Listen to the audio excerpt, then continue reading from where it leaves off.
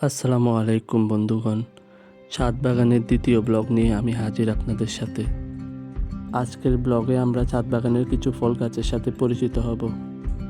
যারা আমার প্রথম ব্লগ দেখেননি, ডিসক্রিপশনে লিংক দেওয়া থাকবে, দেখে নেবেন।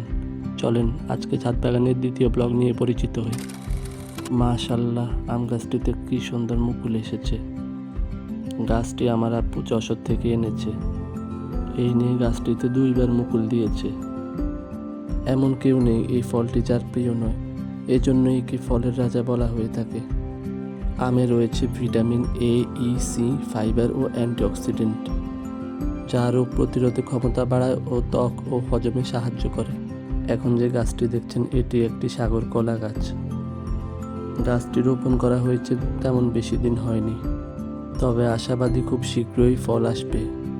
কলা অত্যন্ত পুষ্টিকর একটি ফল, যাতে পটাশিয়াম, ফাইবার ও ভিটামিন 6C এর পরিমাণ রয়েছে, যা রক্তচাপ ও হৃদরোগের ঝুঁকি কমায়। এখন যে গাছটি দেখতে পাচ্ছেন, এটি একটি মিষ্টি তেঁতুল গাছ। এই গাছটি মূলত থাইল্যান্ড থেকে আমদানি করা হয়।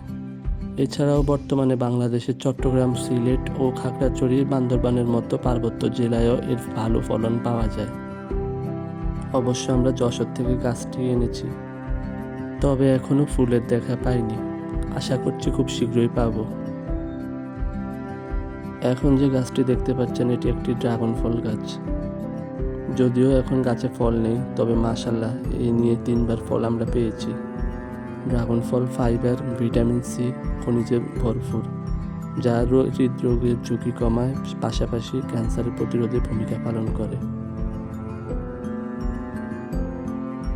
আজকের ব্লগ এই পর্যন্তই। সবাই লাইক, কমেন্ট, শেয়ার ও সাবস্ক্রাইব করে চ্যানেলের পাশে থাকবেন।